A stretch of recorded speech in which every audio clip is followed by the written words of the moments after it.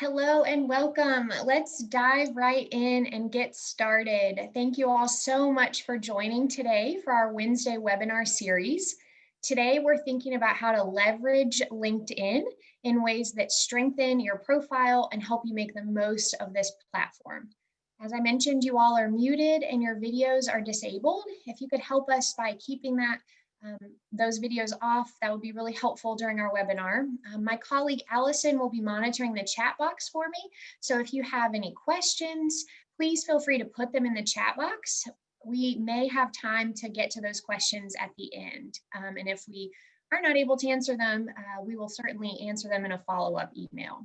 We are recording today's webinar, and I will share that recording along with additional resources in a follow-up email as well. So let's think about LinkedIn.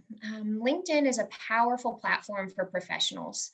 And as with most technology tools, though, it can be overwhelming to really learn how to use the ins and outs of everything that this robust platform has to offer. And one of the reasons why I think is because the features change frequently. So we're going to use our time today to really explore not only the basics of this platform, but also take a chance to dig deeper and offer some best practices that will help you, as we say, really leverage LinkedIn to your advantage. My goal for today is for you to feel knowledgeable and confident at the end of this workshop. My name is Megan Hoyt, and I am thrilled that you are building your LinkedIn skills by engaging with this content today. I'm the Assistant Director for Alumni Personal and Career Development at Wake Forest University. And because we can't see each other in this space, I'd like to virtually introduce you to my incredible teammates. Allison McWilliams is our fearless leader, and she's joining me on the call today. And Lauren Beam is our rock. Together, we lead the Mentoring Resource Center to build and support an effective mentoring culture on campus at Wake Forest, and the Alumni Personal and Career Development Center to provide tools and resources that help alumni navigate their careers and lives after college. You can find resources on both of our websites that you'll see listed here, and also follow us on social media. As we begin today, I really want to take a second to really help us understand LinkedIn. As I mentioned, it's a really powerful website, and it's powerful for a number of reasons. There are over 65 million users worldwide on LinkedIn, and everyone kind of thinks of it generally as the professional social media site. There's a lot of social media platforms out there, but this is the one that really is truly the most professional of those that are out there. You can use LinkedIn like your professional portfolio. You can showcase your professional accomplishments and skills without ever having to design a personal website for yourself. But what you really need to understand about LinkedIn is that it's an algorithm-driven, entirely searchable database. So its purpose, LinkedIn is really designed, of course, to create ways for you to spend time on their platform. They want you to be engaging in their content. And so I think if you can put that lens on when you're thinking about how to engage genuinely for yourself on LinkedIn, it can help you understand some of the ins and outs and to really use this platform to your advantage. I think the most common hurdle we hear from alumni is that they're sort of leery of increasing their engagement on LinkedIn. And I venture because it's often that they feel it's disgenuine, to really feels like that old way of kind of collecting business cards at networking events, or really like being a salesperson. And I'll offer that LinkedIn, in order to use it well, you just really have to kind of have a mindset shift. And that's true for most people that I talk to when we think about how to use LinkedIn well.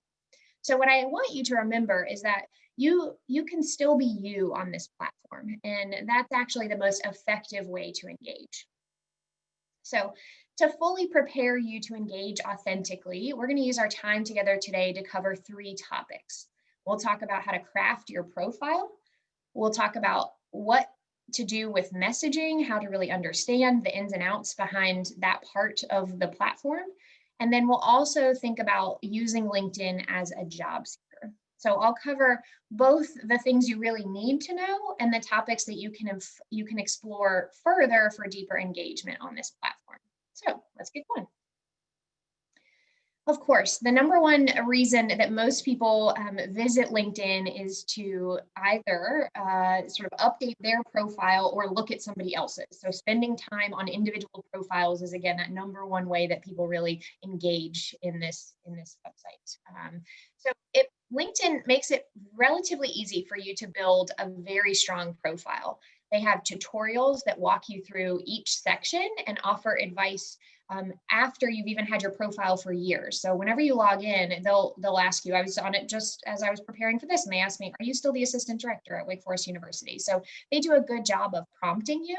And as I mentioned, it's because they want you to engage with the platform. They want to make sure that your information is up to date. And so whenever they roll out new features, they will continually put those sorts of tutorials on there. It makes it really simple for you to just go in and verify your information and make sure that everything is correct, that you actually have a completed profile. So these sections here, I like to think of as like the must-haves.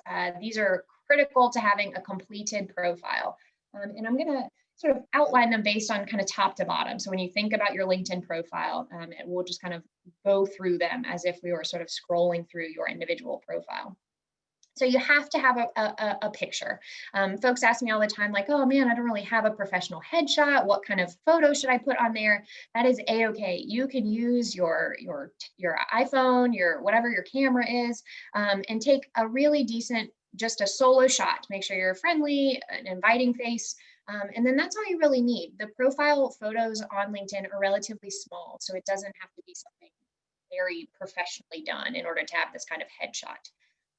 The second piece I'll mention that is a must-have is your headline.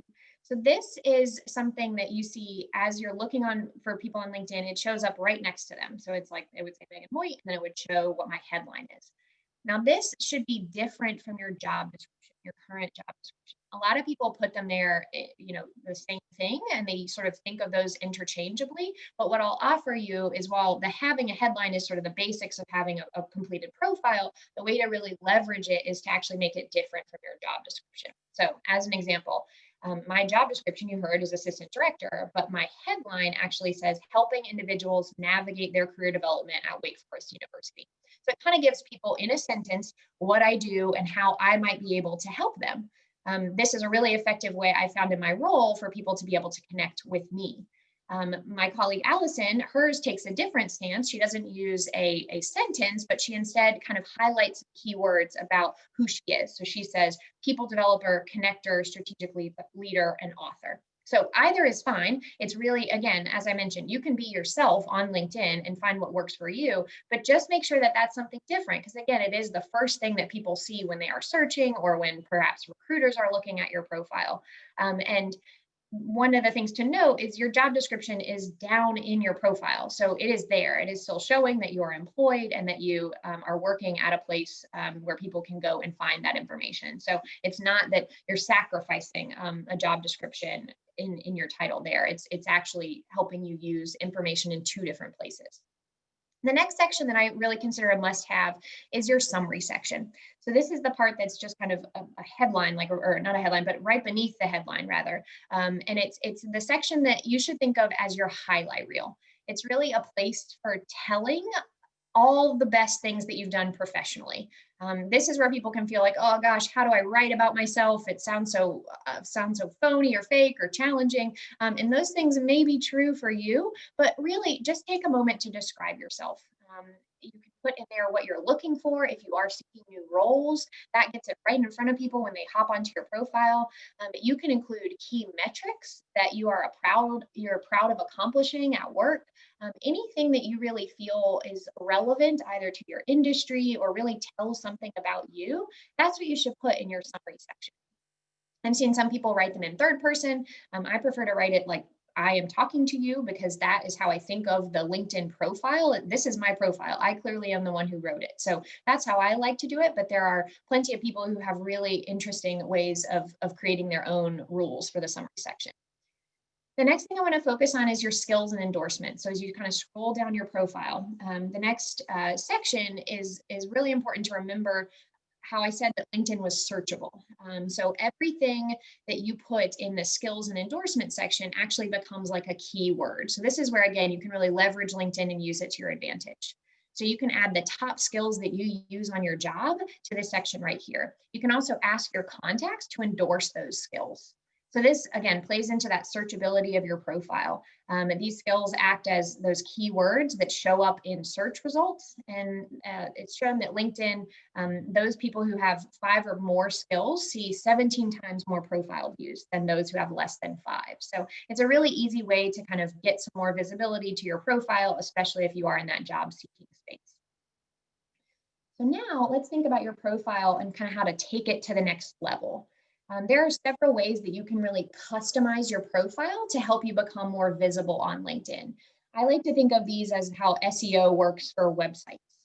You can actually customize your URL to be some version of your first and last name. So that makes it easier to include your link on resumes, especially if you're applying online, like most people do. It becomes a hyperlink and they can just click on it straight from your PDF or your copy of your resume. And then the thing I'll also mention about having a customized URL is that this section actually helps you achieve what LinkedIn calls like an all-star profile. LinkedIn kind of helps people, again, engage on their platform, but also determine how strong is your profile. So they have 5 different kind of stages of strength. And this is really only relevant to you in that all-star profiles actually get more, they're 40 times more likely to be contacted about job opportunities than any of the other profile levels. And they actually show up more in search results. So again, these are things that help you kind of boost your profile. They wouldn't be what I would consider sort of the basics, but they really do help you kind of take your profile to the next level. The featured section is another part of LinkedIn that really allows you to showcase your skills. So if writing the summary section was really hard for you, the featured section can be where you actually put a lot of your work on display. So if you've written annual reports, if you've made presentations, if there are websites that you've built or videos that you've put together, you can use that, again, like I said, as your kind of portfolio. This is you building what you have to offer an employer, and really just keeping a catalog of how you've used LinkedIn to really track your career. So you can really use it again to leverage some neat ways of thinking about your profile. The next section that I'll mention is where you can give and request the recommendations.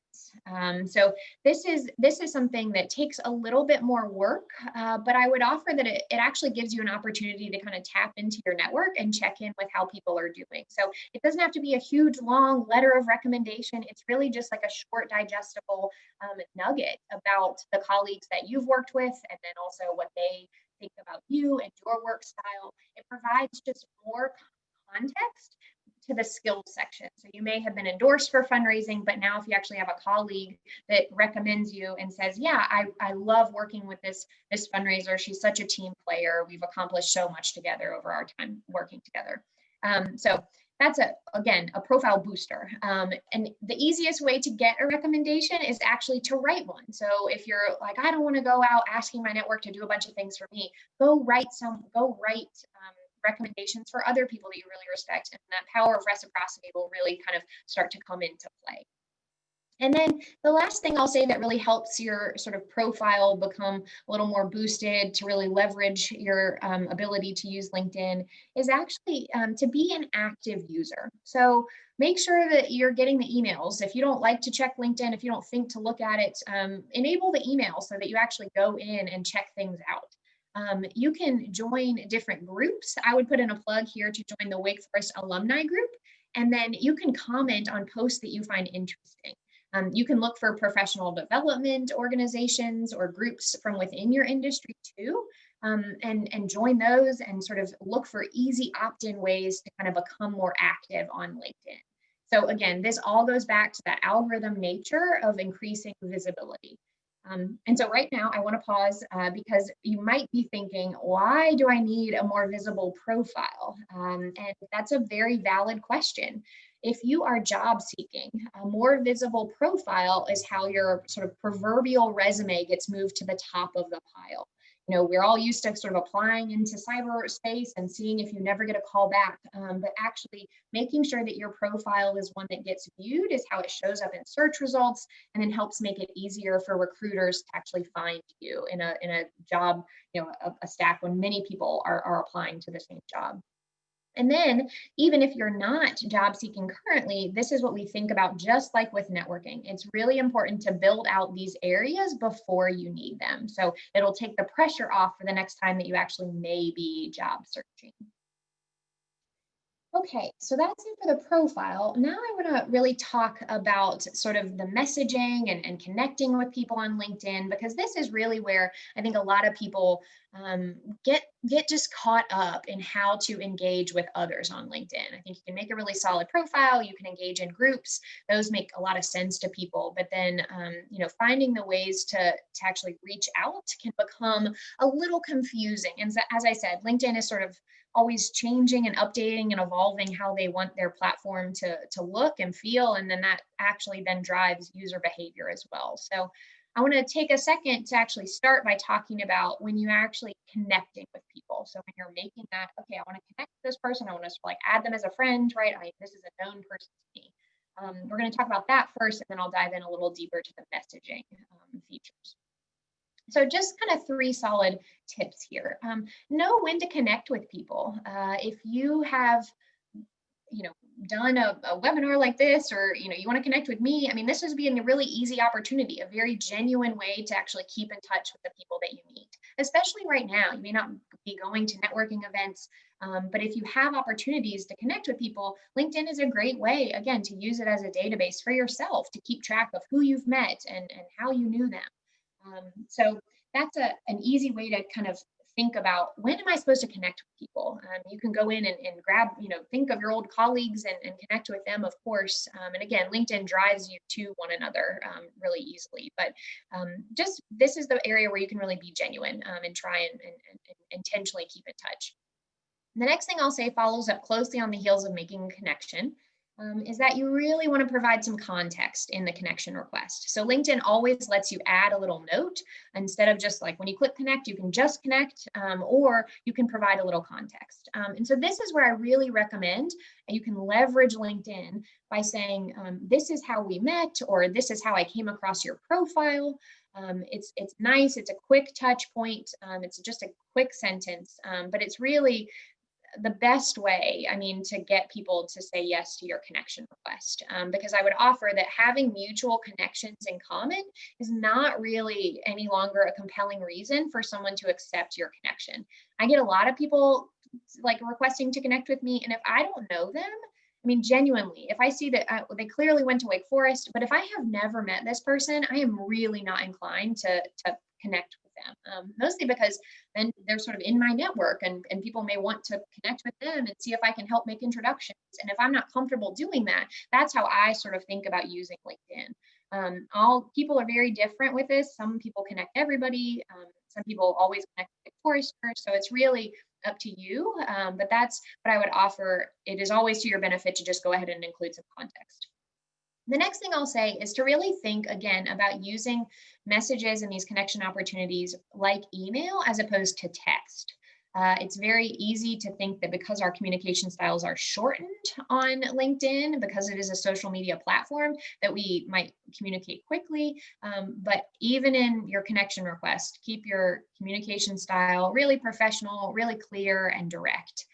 Because as we mentioned, this is sort of the professional social media as opposed to just a random, another kind of social media. The next thing I want to do is spend some time actually thinking about the messaging section. So messaging, again, is one of those areas where we receive a lot of questions about how to use LinkedIn really effectively. And they want you to join premium. LinkedIn really wants you to join premium. So they kind of hide the ability to message people behind that paywall. But there are actually tricks around how to kind of get around that payment if you don't want to join premium.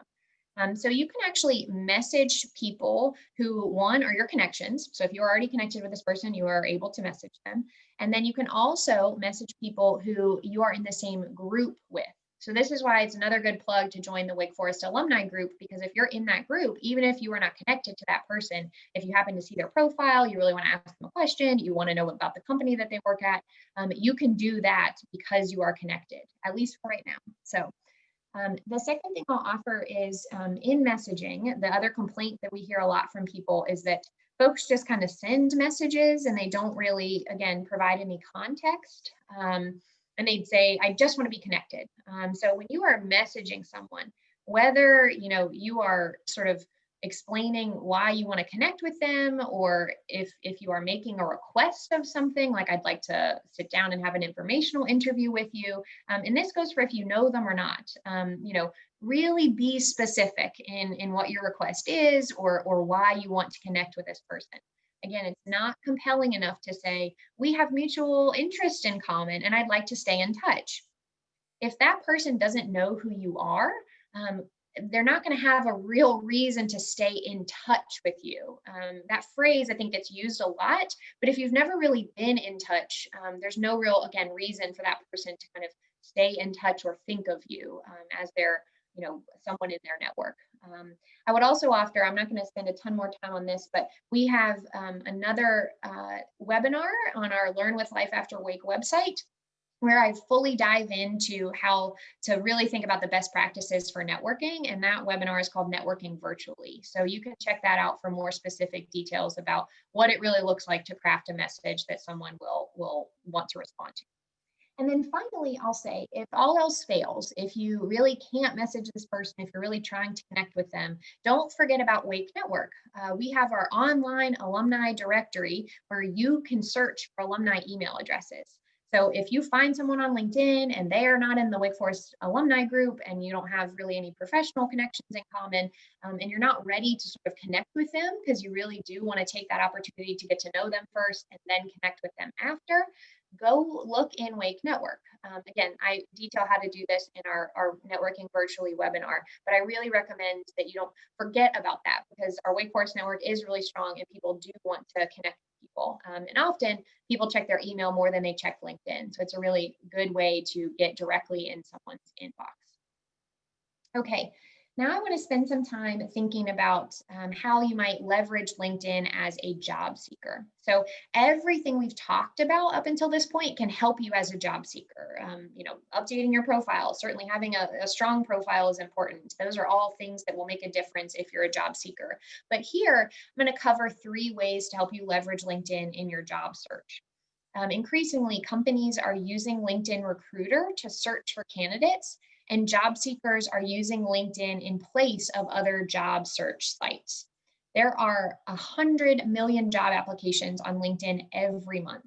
And so this is where it's really important to remember that mindset shift. You can use every part of your profile to your advantage as a job seeker. So not to feel, again, like leery of using it, but actually playing into the system a bit and understanding how you can take advantage of these things, especially when you're job seeking. So we're going to talk about how you can let recruiters know that you're looking. LinkedIn has some neat features that actually kind of turn on your profile and let recruiters see that you are open to work, as they call it. We're going to talk about how you can uplift keywords using word clouds and actually set apart your profile by using those common phrases. And then I'm also going to show you how to use job alerts so that you can have those specific roles that you're interested in sort of driving to you if you're using LinkedIn as your job search tool. So this is really important. If you are looking and recruiters are using LinkedIn, you want to be able to connect with them.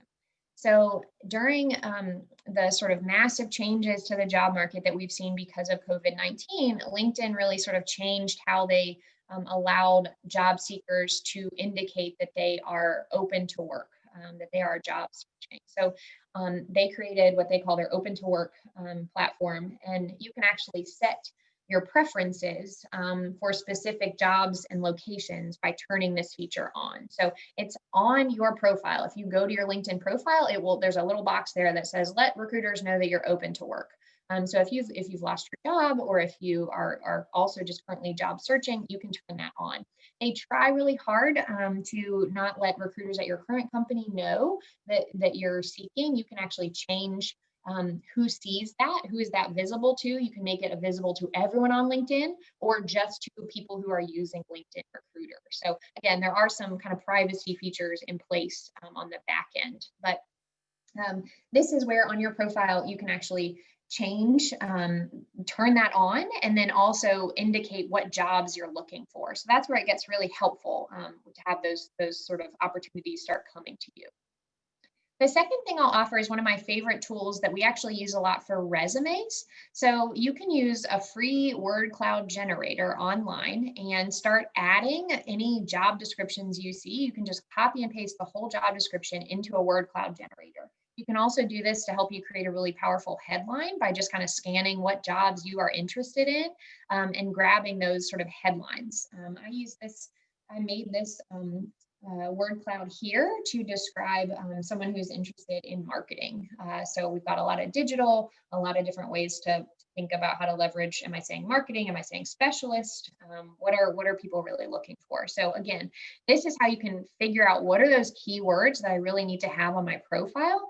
It's very similar to how applicant tracking systems or ATSs that recruiters use to sort of match your skills and experience with the essential job functions that they're looking for. So again, a little more work, but another way to really leverage your ability to use LinkedIn well.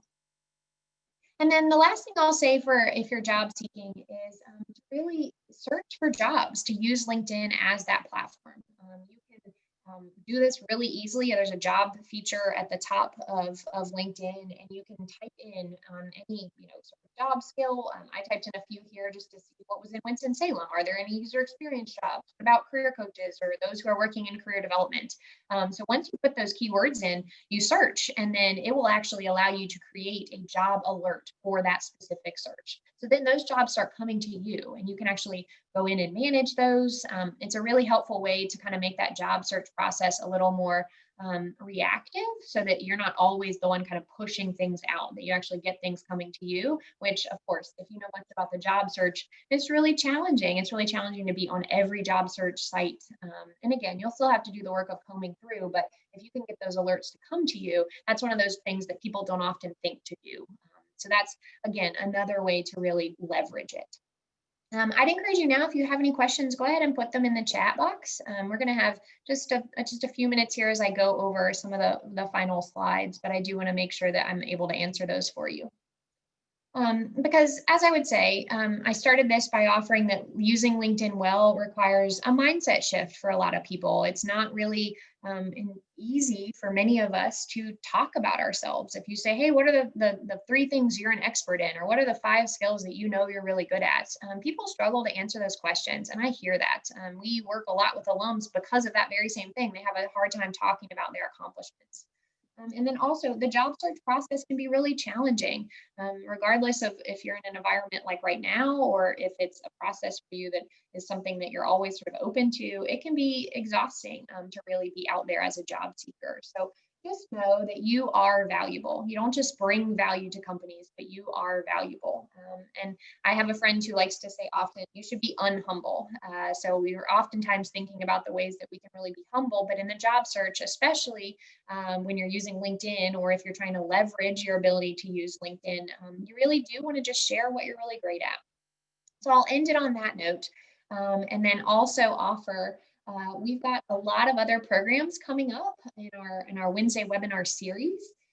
We invite you to join and register. These are the last 3 in our fall lineup, and we are actively planning our spring lineup. So if these are interesting to you, we hope that you will join and stay in touch.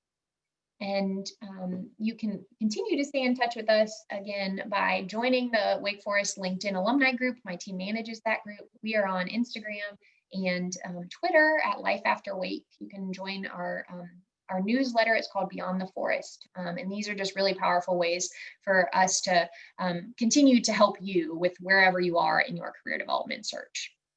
And I'm seeing a couple questions, so I'm going to go ahead and take a look at the chat and try and get to some of those. So if I customize my resume for every job I apply to, in regards to my job descriptions on LinkedIn, should I just leave them blank or go with something more generic? Yeah, this is great. So a lot of people will use the job descriptions on LinkedIn, in your profile, very similarly to how they use them on their resume. Some people prefer the bullet approach. I would offer that LinkedIn really gives you that opportunity to go more of a narrative approach. And so you can, add on more descriptions, more color. You can actually add media down there. So again, similar to the featured section, you can add that stuff in there too. So I'm of the opinion that you should use them differently. You don't have to customize it every time like you would for your resume, because that's really good to do. But just really put the best things, the things that really tell how well you did that job. I think that's the best way to sort of think about using those job descriptions on LinkedIn. Mel says, is there a rule of thumb for how long or short your about section should be? This is a good question. I think it really varies. You can see that you really get 3 lines at the top before you have to click in and see more. So I think the better rule of thumb is make sure those 3 lines at the very top that you can see are compelling enough for someone to click see more. And then your about section can be pretty long.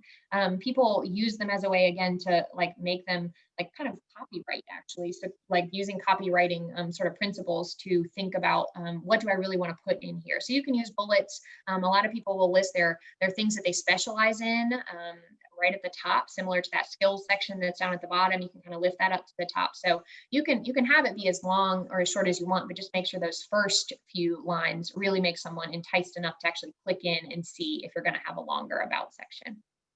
I've got just 2 more questions, so I'm going to go ahead and answer them. I know we're right at time here, but I want to get to these. So if I'm searching for a new opportunity, is premium worth it? This is a good question. And I know if you're job seeking, you're going to be thinking about how short can I make this process, and how many ways do I really need to be plugged in? So I would say LinkedIn is what I hear is, if you are job searching, it is the best way to really unlock more things, more powerful tools that I didn't even have the chance to cover today, because I did want to keep it to those who are not using premium. They let you see how many applicants are applying to certain jobs, how you kind of stack up. So there really are some other features that might be worth it. They do allow you to do a premium free trial, so you can do that for 1 month. That would be my recommendation. Try it, be really active, make sure your profile is up to tip-top shape before you do that the free trial, and then continue on from there. So see if you do your job search really well, and see if you want to pay for another month or 2 while you are job searching. It's one of those things you can kind of turn on and turn off. And then last question, if you remove a connection, does the person you remove know or get notified? No, they do not. So that's one of the ways that LinkedIn is pretty good about, most, the privacy things. So that's a good thing to think about, but they do not get notified. If they try and message you or something, I mean, they may eventually figure it out, but that is not something to be too worried about. So that is all the questions I am seeing in the chat. I thank you all so much for joining us. Again, this is something that we enjoy doing. We hope you will join us again for other webinars and other tools that we create from the Alumni Personal Career Development Center at Wake Forest. Thank you all so much.